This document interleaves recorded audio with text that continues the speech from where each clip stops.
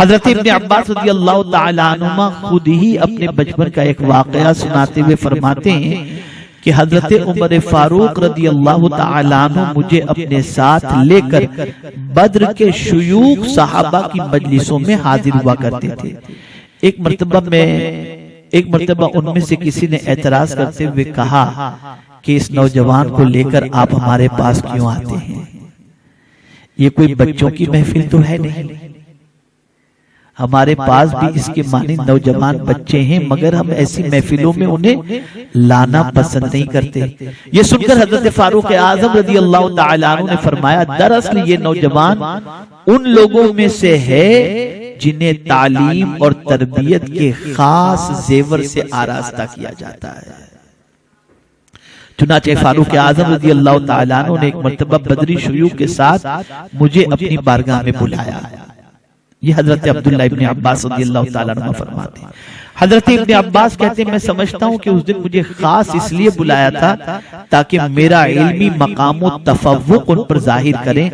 اب وہ ان سے مخاطب ہو کر پوچھتے ہیں کہ آپ لوگوں کی اس آیت کے بارے میں کیا رائے ہے، یعنی اذا جاء نصر اللہ والفتح ورأیت الناس يدخلون فی دین اللہ افواجا فسبح بحمد ربک واستغفر انہ کان توابا۔ کچھ لوگوں نے کہا، اب یہ بدری شیوخ سے فاروق اعظم نے پوچھا، حضرت عبداللہ ابن عباس بھی بیٹھے ہوئے ہیں جو بالکل نوجوان بیٹھے ہوئے ہیں۔ فاروق اعظم نے بدری شیوخ سے پوچھا کہ اس سورہ مبارکہ کے بارے میں آپ کی رائے کیا ہے؟ کچھ لوگوں نے کہا اس آیت پاک کے ذریعے ہمیں اللہ تعالیٰ کی حمد و ثنا اور اس سے مغفرت طلب کرنے کا حکم دیا گیا، کیونکہ اللہ کی مدد آ چکی ہے اور اس کی فتح ہم نے کھلی آنکھوں سے دیکھ لیا۔ بعضوں نے کہا ہم اس تعلق سے کچھ بھی نہیں جانتے، جبکہ کچھ حضرات ایسے تھے جنہوں نے خاموش رہنے میں بھلائی جانی۔ اب حضرت عمر، حضرت عبداللہ ابن عباس فرماتے ہیں اب حضرت عمر میری طرف متوجہ ہوئے اور فرمایا اے ابن عباس کیا تم بھی اس سلسلے میں وہی رائے رکھتے ہو جو کہ ان لوگوں نے بیان کیا ہے؟ تو حضرت ابن عباس فرماتے ہیں میں نے کہا نہیں، میں ان سے اختلاف رائے رکھتا ہوں۔ تو فاروق اعظم رضی اللہ تعالیٰ عنہ نے فرمایا پھر تم اس آیت کے بارے میں کیا کہتے ہو؟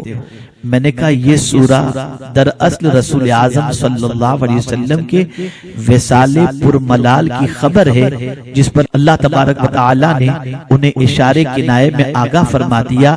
یہاں پہلی آیت میں والفتح سے مراد فتح مکہ ہے، یعنی اے حبیب صلی اللہ علیہ وسلم جب مکہ فتح ہو جائے تو سمجھ لینا کہ تمہاری اجل بالکل قریب آ چکی ہے۔ یہ سن کر حضرت فاروق اعظم رضی اللہ تعالی عنہ نے ان کے موقف کی تائید کرتے ہوئے فرمایا اے ابن عباس اس آیت کی بابت میری رائے بھی بالکل وہی ہے جو تمہاری رائے ہے۔ حضرت فاروق اعظم رضی اللہ تعالی عنہ انہیں دیکھ کر فرمایا کرتے تھے یعنی تم میں یہ نوجوان اپنی بصیرت و دانائی میں بوڑھوں کی مثل ہے، اس کی زبان سوال کرنے والی ہے اور دل انتہائی دانا اور عقل مند ہے۔ کم عمری کے باوجود اب یہ مقام کیسے ملا؟ توجہ چاہوں گا، یہ مقام کیسے ملا؟ آقا کریم صلی اللہ علیہ وسلم کی دعا کی وجہ سے ملا، اور رسول گرامی وقار صلی اللہ تعالی علیہ وسلم نے ان کے لیے دعا فرمائی تھی، اور دعا کب فرمائی تھی؟ جب حضرت عبداللہ ابن عباس رضی اللہ تعالی عنہ سرکار صلی اللہ علیہ وسلم کی خدمت بجا لاتے تھے۔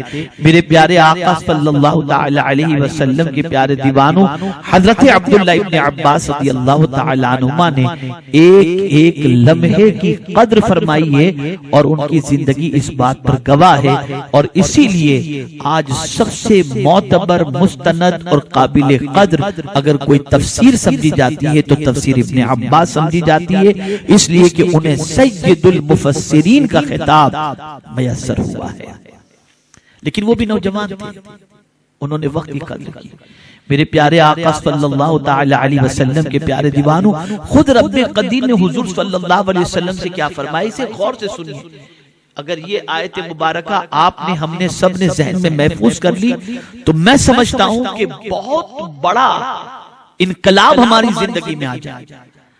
آقا کریم صلی اللہ علیہ وسلم سے رب قدیر نے فرمایا فَإِذَا فَرَغْتَ فَانْصَبْ وَإِلَىٰ رَبِّكَ فَارْغَب، پس جب آپ فارغ ہوں، یعنی حضور سے کہ فَإِذَا فَرَغْتَ فَانْصَبْ، تو ذکر و عبادت میں محنت فرمایا کریں اور اپنے رب کی طرف راغب ہو جایا کریں۔ یعنی پیغمبر رحمت صلی اللہ علیہ وسلم کو بھی جو وقت فارغ ہو زیادہ ہو، اس فراغت کے وقت کی قدر کا حکم اس طریقے سے دیا جا رہا ہے کہ اگر آپ کتاب تصنیف تالیف یا کچھ اور چیز نہیں کر سکتے تو عبادت و ریاضت کے اندر اپنے وقت کو استعمال کریں۔ یہ رب قدیر جل جلالہ نے پیغمبر اعظم صلی اللہ تعالی علیہ وسلم کو حکم فرمایا۔